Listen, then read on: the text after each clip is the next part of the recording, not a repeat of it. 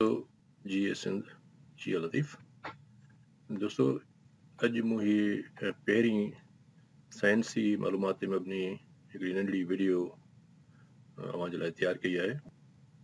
हिन वीडियो में अव्हांखे उन जहान जे बारे में कुझु दिलचस्प ऐं मालूमाती ॻाल्हियूं ॿुधाईंदुसि जंहिंखे इंसान ज़मीन जे खिलाई हदुनि में अॾी रहियो आहे ऐं उहो जहान आहे सैटेलाइट्स जो जहान।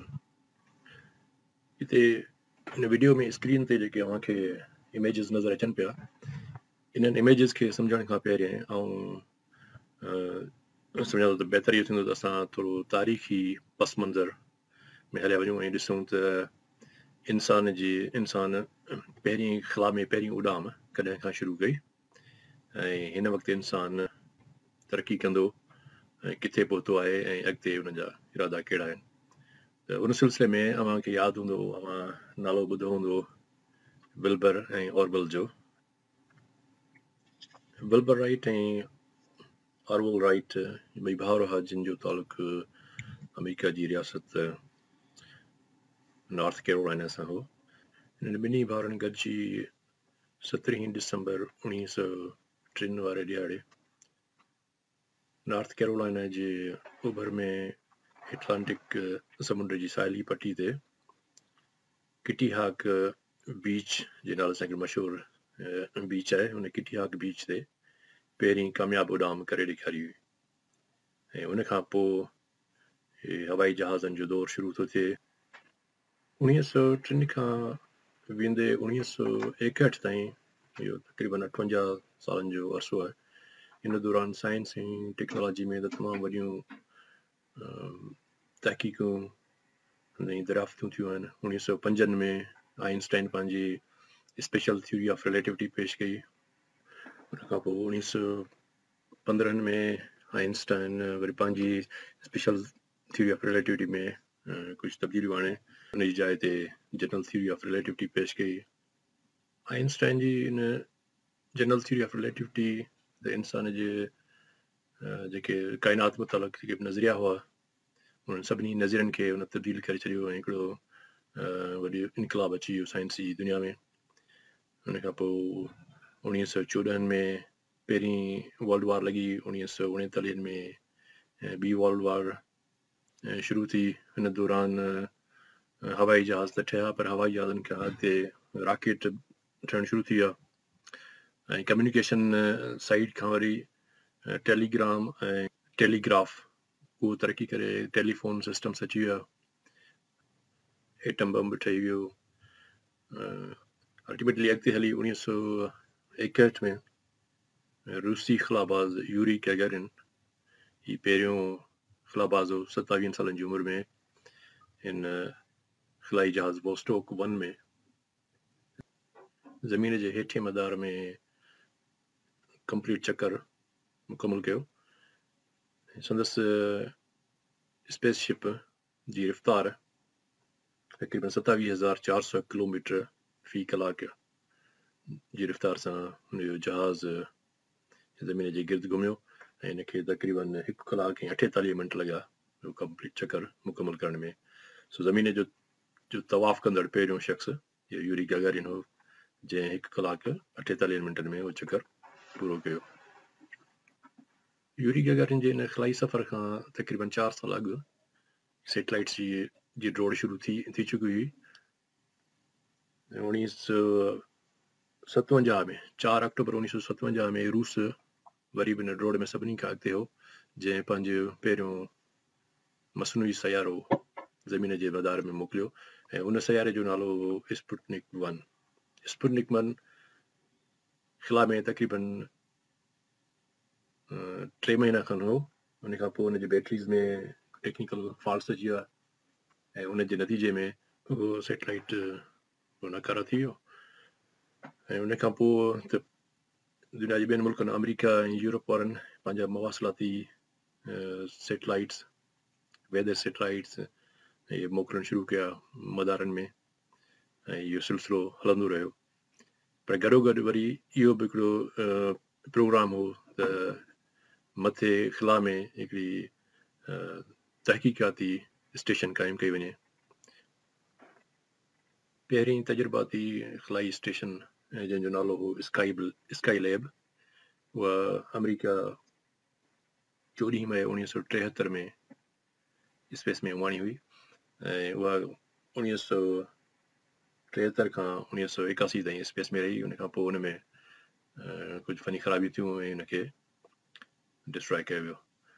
सो इहो हितां जो सिलसिलो शुरू थियो। उन खां पोइ इहा तजुर्बाती जेका स्काई लैब हुई उहा इंसान जे बग़ैर हुई। उन खां पोइ रूस 1986 में पंहिंजी पहिरीं खिलाई स्टेशन जंहिंमें इंसान बि मौजूदु हो उहा खिला में मोकिली, जंहिंजो नालो हो मीर। ऐं उहा मीर खिलाई स्टेशन जंहिं हिकिड़ी वॾी तारीख़ रक़म कई, 15 साल खिला में रही। 2001 में उनखे वापसि ज़मीन ते लाथो वियो ऐं उन खिलाई स्टेशन जी जेका लाइफ स्पेन हो उहो 5 साल हो, पर 5 सालनि जी जाइ ते 15 साल मथे स्पेस में रही। सो इहो हिकिड़ो जनरल बैकग्राउंड हो। उन खां पोइ जॾहिं इनखे रिटायर कयो वियो स्पेस स्टेशन मीर खे, त उन जी जाइ ते वरी पोइ दुनिया जे 5 मुल्कनि पंहिंजे मुश्तरका सहकार सां गॾिजी करे नई खिलाई स्टेशन मथे खिला में मोकिली, जंहिंखे असां चऊं था इंटरनेशनल स्पेस स्टेशन, जेका तव्हांखे हिन साम्हूं इमेजिस में नज़र ईंदी। हिन पासे खॿे पासे हीअ तव्हां ॾिसंदो हिते हीअ लिखियलु आहे इंटरनेशनल स्पेस स्टेशन, जंहिंखे असां शॉर्ट फॉर्म में चवंदा आहियूं ISS। सो हीअ इंटरनेशनल स्पेस स्टेशन जिन 5 मुल्कनि जे सहकार सां मथे अॾी वई, उन में उन्हनि 5 मुल्कनि जूं जेके स्पेस एजेंसीज़ आहिनि, जंहिंमें पहिरियों नंबर ते नासा, अमेरिका जी स्पेस एजेंसी नासा, रूस जी स्पेस एजेंसी जंहिंजो नालो आहे रॉस काज़मोस, जापान जी स्पेस एजेंसी जेक्सा, ऐं यूरोप जी स्पेस एजेंसी उनखे चवंदा आहिनि यूरोपियन स्पेस एजेंसी ESA, ऐं आख़िरी 5 स्पेस एजेंसी कैनेडा जी आहे जंहिंखे चवंदा आहिनि कैनेडियन स्पेस एजेंसी CSA। इन्हनि 5 स्पेस एजेंसीज़ जे बाहिमी सहकार सां ही इंटरनेशनल स्पेस स्टेशन मथे अॾी वई आहे। हिन स्पेस स्टेशन ISS जो पहिरियों मॉड्यूल जेको खिला में मथे मोकिलियो वियो हिन मदार में, उहो पहिरियों मॉड्यूल 20 नवंबर 1998 में पहिरियों मॉड्यूल मथे मदार में लॉन्च कयो वियो। उन खां पोइ उन जा ॿिया हिसा बाद में मथे मोकिलिया विया, जिन खे उते पाण में ॻंढियो वियो। हीअ स्पेस स्टेशन ISS जंहिं मदार में चकर हणे पई, इहो मदार ज़मीन खां तक़रीबन 408 किलोमीटर मथे आहे।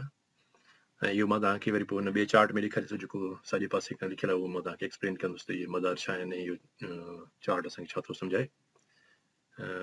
पर फ़िलहालु इहो तव्हांखे थोरो बैकग्राउंड तकिड़ो ॾींदो हलां त इहा 408 किलोमीटर मथे आहे ज़मीन खां। ऐं इहो हिकिड़ो चकर जेको मुकमल करे थी ज़मीन जी चौधारी, उहो हुन में तक़रीबन 92 मिंट लॻंदा, जंहिंमें उहो हिकिड़ो चकर ज़मीन जे चौफे कंप्लीट करे थी। ऐं हिकिड़े ॾींहं में 15.5 चकर ज़मीन जे मदार खे पूरा करे थी। हिकिड़े ॾींहं में 15.5 चकर ज़मीन जे गिर्द तवाफ़ करे थी। ऐं जंहिं रफ़्तार सां इहा हले थी इन मदार में उनजी रफ़्तार आहे 27,600 किलोमीटर। सो 27,600 किलोमीटर जी रफ़्तार सां इहा पंहिंजे मदार में ज़मीन जो चौधारी चकर हणे पई ऐं हिकिड़ो चकर कंप्लीट करण में उनखे 92 मिंट खां कुझु मथे तक़रीबन 93 मिंट उनखे लॻनि था। इन तारीख़ी पसमंज़र खां पोइ हाणे अचो त ॾिसूं त हीअ जेको साम्हूं स्क्रीन ते इमेजिस रखियल आहिनि, इन्हनि में कहिड़ी मालूमात आहे। ऐं इहा इन में मूंखे काफ़ी टाइम लॻो हिन पूरी इंफॉर्मेशन खे हिकिड़े हंधि गॾु करण जे लाइ, त जीअं तव्हांखे हिकिड़ी पूरी पिक्चर क्लियर थी वञे त खिला में इंसान छा पियो करे, सयारा ऐं हुन जा मदार छा आहिनि, किथे आहिनि, जीअं तव्हांखे थोरो हिकिड़ो जनरल नॉलेज हुजे ऐं मालूमात हुजे। तमामु ॾाढो इंट्रस्टिंग आहे सब्जेक्ट, ऐं जेकर तव्हांजो शौक़ु आहे त तव्हांखे ॾाढो मज़ो ॾींदो। सो हिते सभ खां पहिरीं त मूं तव्हांखे ॿुधायो, हिते तव्हां ॾिसंदो सेंटर में त हीअ जेको इंटरनेशनल स्पेस स्टेशन आहे हिते ॾेखारी वई आहे। ऐं हिन जे भरिसां हीउ जेको ॿियो फोटो आहे जंहिं ते मां हीउ तव्हांखे ॾेखारियां थो पियो कर्सर, इहा आहे स्पेस टेलीस्कोप हबल। हीउ हबल टेलीस्कोप आहे। इहा वरी हिकिड़ी ॿिए मदार में आहे। उहो मदार हिन स्पेस स्टेशन वारी मदार खां तक़रीबन 160 किलोमीटर परे आहे। ऐं इहा हबल टेलीस्कोप जंहिं मदार में चकर हणे थी, उनखे ज़मीन जे चौधारी उन मदार में हिकिड़ो चकर कंप्लीट करण में तक़रीबन 95 मिंट लॻनि था। त मूं तव्हांखे पहिरियों ॿुधायो त ISS खे हिकिड़ो चकर ज़मीन जे चौधारी मुकमल करण में तक़रीबन 92 खां थोरो मथे तक़रीबन 93 जे क़रीब क़रीब एतिरा मिंट लॻनि था। हिन खे हबल खे वरी 3 मिंट थोरा वधीक था लॻनि हिकिड़ो चकर मुकमल करण में। पर इहा हुन खां 160 किलोमीटर मथे वारे मदार में आहे। सो इहा हबल टेलीस्कोप जेका आहे इन नासा इन सां तव्हां ॾिठा हूंदा जेके स्पेस में डीप स्पेस में जेके तस्वीरूं ईंदियूं मोकिलींदा आहिनि कहकशाउनि जूं, ऐं जेको कुझु तहक़ीक़ थिए थी या दुनिया जी वरियूं में वरी सम्झो त हिकिड़ो ख़ज़ानो मालूमात जो जेको असांखे मिले थो काइनात जे बारे में, इहो इन हबल टेलीस्कोप जे थ्रू असांखे असां वटि पहुचे थो। ऐं हबल टेलीस्कोप खां वधीक पावरफुल हाणे प्लान आहे त मार्च 2021 में ईंदड़ साल, हीअ त हींअर कोरोना जे करे शायदि थोरो डिले थिए प्रोग्राम, पर हिननि जी ॿी हिकिड़ी स्पेस स्टेशन जेका तयारु थी चुकी आहे, उहा हींअर टेस्टिंग प्रोसेस में हुई, पर कोरोना जे करे हुन जूं टेस्टिंग फ़िलहाल थोरियूं रुकियूं हुयूं।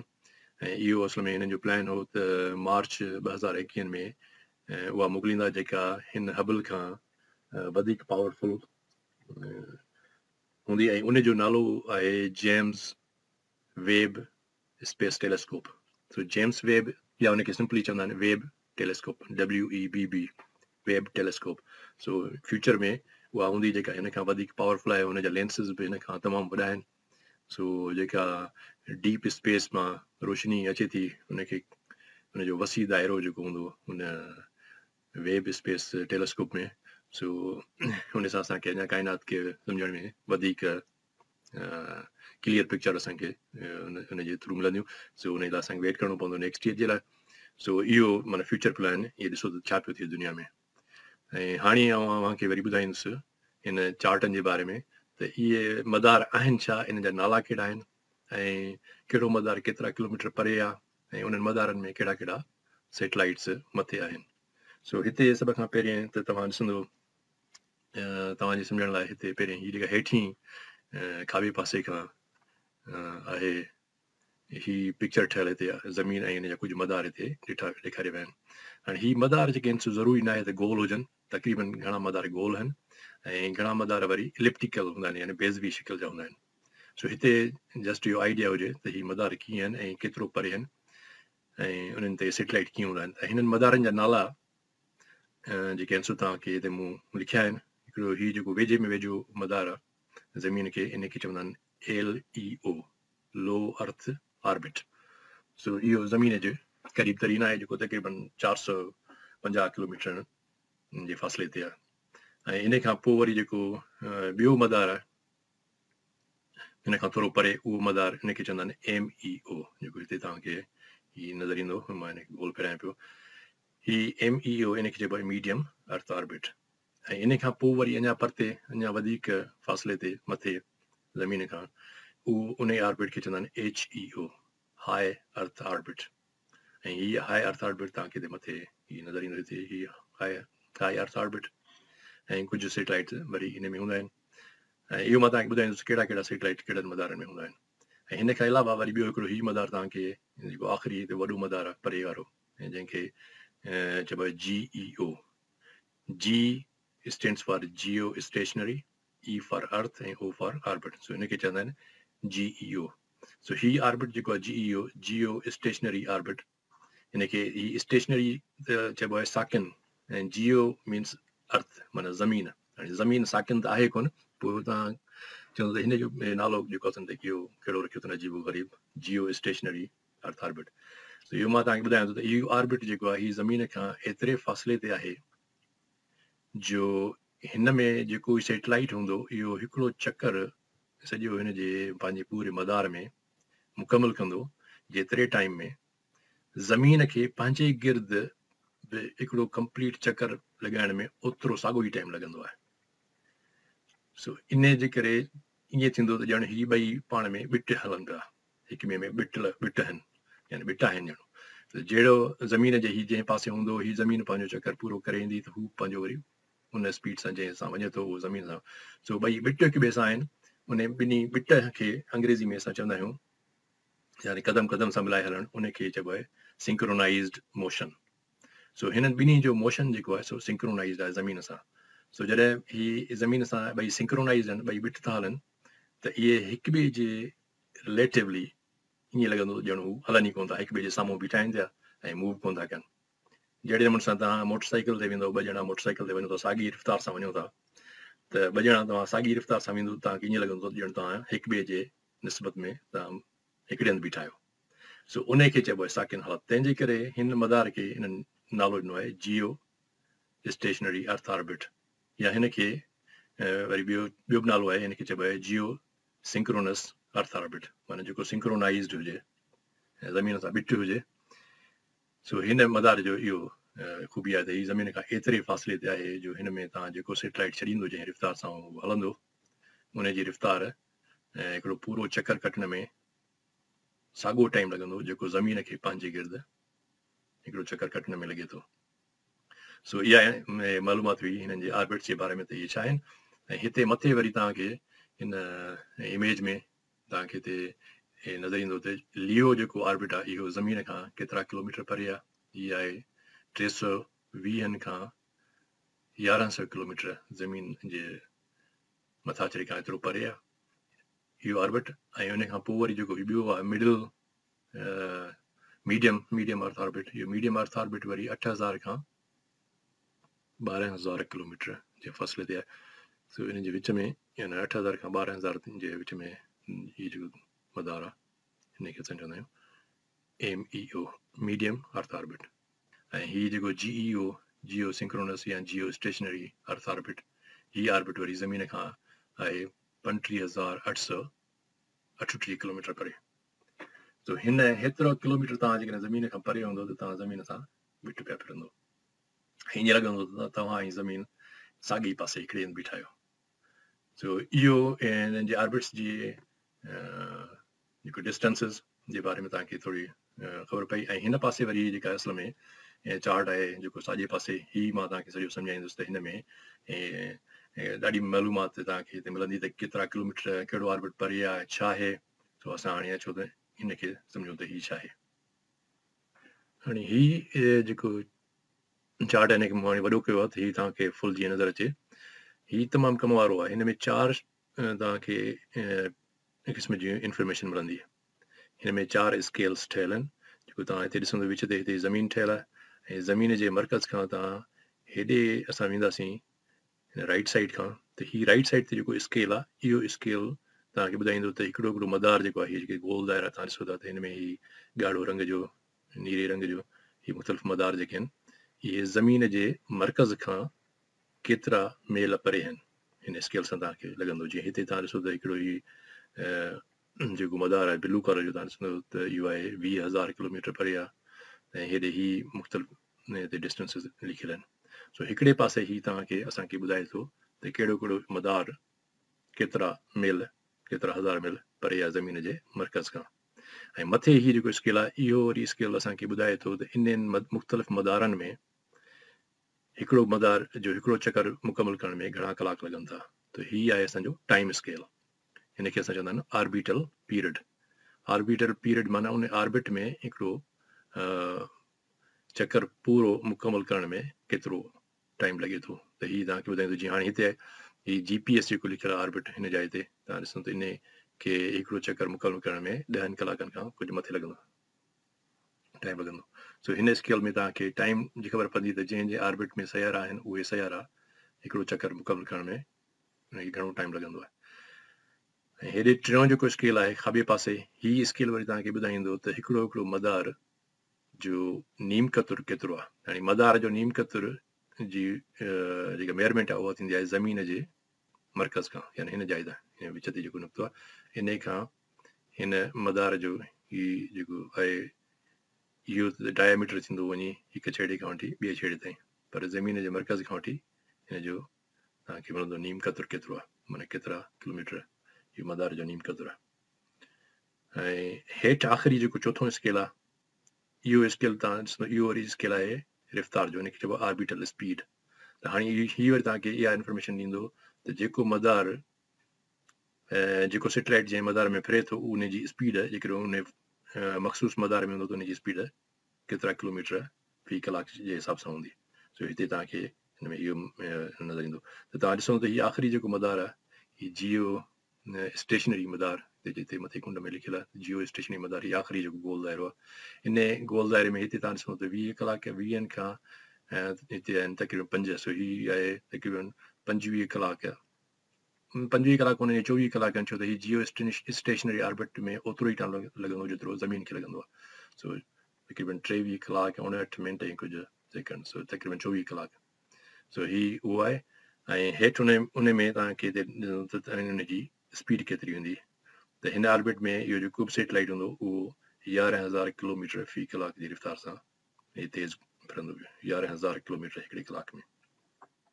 ऐं ॿी मालूमात हाणे तव्हांखे हिते त इहा थी वई 4 स्केल्स, त हिन 4 स्केल्स तव्हांखे मिलियल आहिनि हिननि मदारनि जा।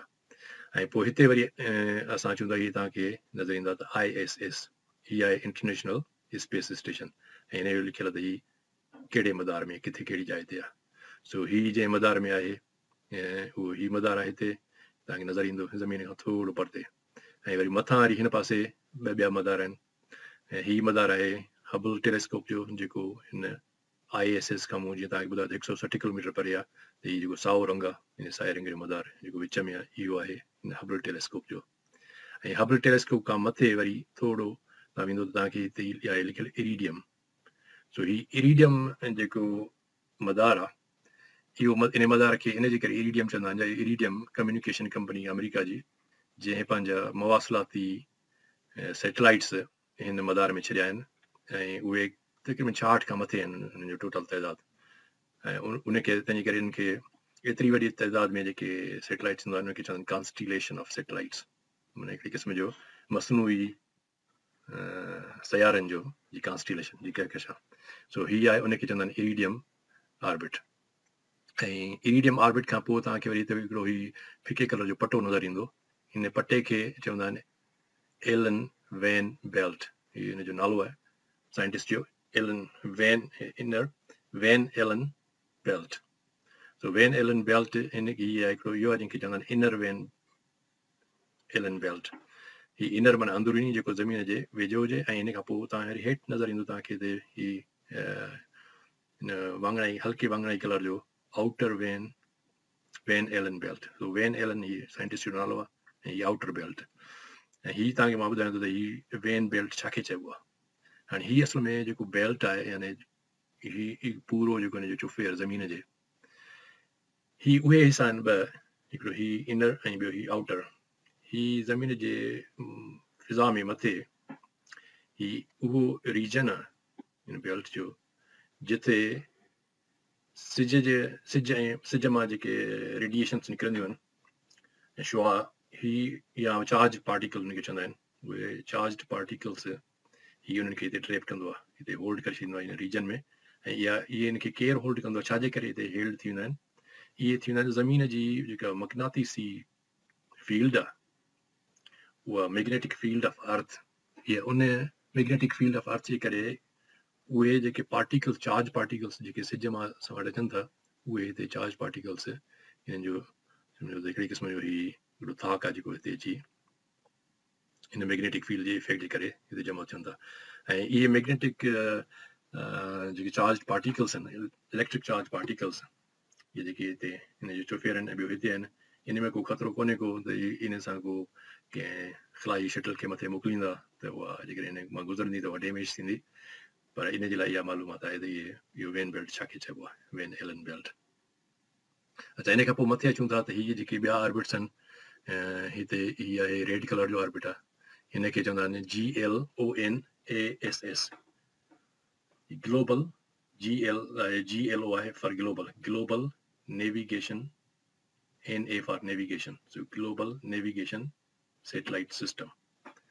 And ही जो global navigation satellite system है इहो आहे रशिया जो, रूस जा तकरीबन में 24 खन हिन मदार में सैटेलाइट्स आहिनि जेके उहो साॻियो ई कमु कंदा आहिनि जेको अमेरिका जो सिस्टम आहे जंहिंखे असां चवंदा आहियूं GPS सिस्टम। सो हिन खां पोइ जेको ॿियो मदार आहे मथे थोरो अञा परते जंहिंखे हिते तव्हांखे नज़र ईंदो GPS सिस्टम, हीअ आहे ग्लोबल पोज़ीशनिंग सिस्टम।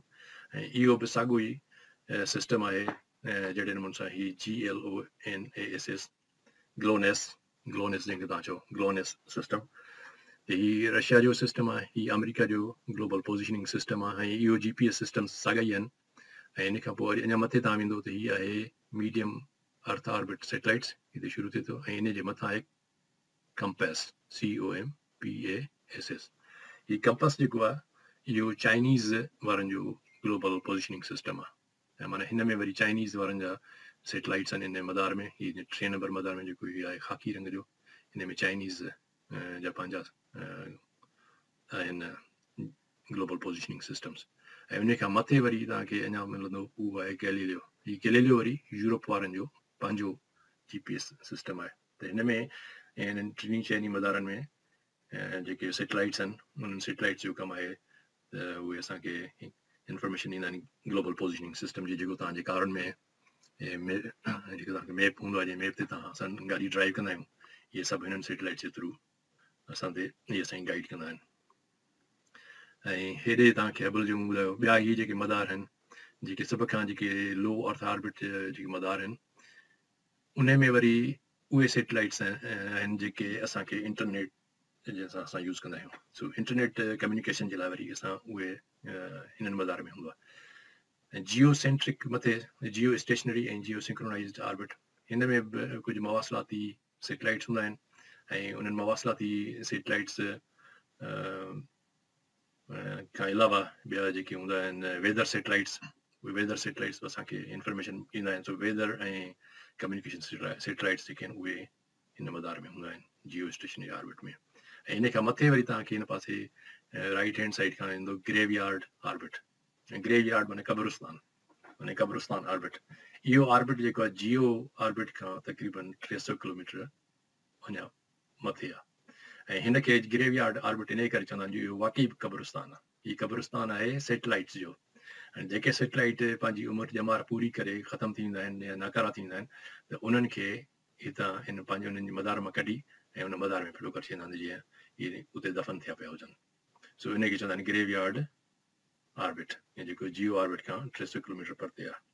सो इहा ही इंफॉर्मेशन तव्हांखे मूं चयो त इहो तव्हां सां शेयर कयां, जीअं तव्हांखे थोरी मालूमात हुजे त दुनिया में ऐं टेक्नोलॉजीज़ त पंहिंजी जाइ ते किथे आहिनि, ऐं ही कम्युनिकेशन सैटेलाइट्स ऐं स्पेस में छा पियो थिए, स्पेस में कहिड़ा प्रोग्राम्स आहिनि, इंसान छा पियो करे। सो हीअ हुन जे बारे में तव्हांखे हिकिड़ो बैकग्राउंड इंफॉर्मेशन मिलंदी, तव्हांखे ख़बर पवंदी त छा आहे, हिनखे कीअं रीड कबो आहे, कहिड़ा ऑर्बिट्स छा आहिनि, कहिड़ा सैटेलाइट्स किथे आहिनि। ऐं अॼुकल्ह अमेरिका जूं जेके आहिनि 2 स्पेस प्रोग्राम जूं 2 कंपनियूं आहिनि, जंहिंमें हिकिड़ी जो नालो आहे स्पेस एक्स, या हिकिड़ी ख़ानगी कंपनी आहे, प्राइवेट स्पेस कंपनी आहे, जेका मुख़्तलिफ़ क़िस्म जा सैटेलाइट्स जेके मथे मोकिलींदा आहिनि ऑर्बिट्स में। ऐं ॿी आहे अमेरिका जी कंपनी बोइंग। हिननि ॿिन्ही खे टारगेट मिलियल आहे। स्पेस एक्स खे इजाज़त मिलियल आहे, अप्रूवल हुनखे मिलियल आहे त 12,000 सैटेलाइट ऐं लोअर अर्थ ऑर्बिट में मोकिलींदा, जेके इंटरनेट जे खे स्पीड अप करण जे लाइ। ऐं इन खां अलावा तव्हां इहो ॿुधो हूंदो G4 ऐं G5 जेके नेटवर्क कम्युनिकेशन नेटवर्क्स आहिनि, उन जे बारे में मां हिकिड़ी अलॻि हिकिड़ी वीडियो ठाहे तव्हांखे ॿुधाईंदुसि त उन सां कहिड़ा कहिड़ा हींअर चैलेंजिस असांखे आहिनि, त उनजो इफेक्ट कहिड़ो थो पए। उहो G5 कम्युनिकेशन नेटवर्क जेको आहे उहो कहिड़े कम जो आहे, ऐं उन ते जेको आहे छो पुश आहे, दुनिया छो थी G5 जी तरफ़ वञे, उन मां असांखे। सो उनजो असल में तव्हांखे थोरी हिंट ॾेई छॾियां त उनजो G5 कम्युनिकेशन नेटवर्क इहो ज़रूरी आहे आर्टिफिशियल इंटेलिजेंस जे लाइ, माना रियल टाइम इंटेलिजेंस ऐं रियल टाइम इंफॉर्मेशन खे ट्रांसमिट करण जे लाइ। सो उहो मां तव्हांखे ॿुधाईंदुसि उनजा कहिड़ा चैलेंजिस आहिनि हिन वक़्तु करंटली, ऐं उन लाइ हिकिड़ी मां ॿी वीडियो तयारु कंदुसि। सो अॼु जे लाइ मुंहिंजे ख़्याल में ही आहे एतिरो काफ़ी। ऐं मां सम्झो त तव्हांखे सुठी हिन मां ॼाण मिली हूंदी। ऐं तव्हां हिन वीडियो खे गौर सां ॿुधो, तव्हां पंहिंजे मर्ज़ी सां हिनखे रोके ॿुधी सघो था ऐं पंहिंजा कमेंट्स ज़रूरु ॾिजो। हीअ मुंहिंजी पहिरीं काविश आहे त मां हिनखे इहो रिकॉर्डेड करे ऐं ठाहे तव्हांजे लाइ इहा पेश करे रहियो आहियां। उमेद त तव्हांखे पसंदि ईंदो ऐं आईंदा इंशाल्लाह सिंधी में सवले नमूने सां अहिड़े क़िस्म जा तव्हांखे इंफॉर्मेटिव क़िस्म जा मां वीडियोस ठाहींदुसि ऐं तव्हां सां शेयर कंदुसि। ओके, सो हाणे वठूं था इजाज़त ऐं पाण मिलंदासीं वरी कंहिं ॿी वीडियो में।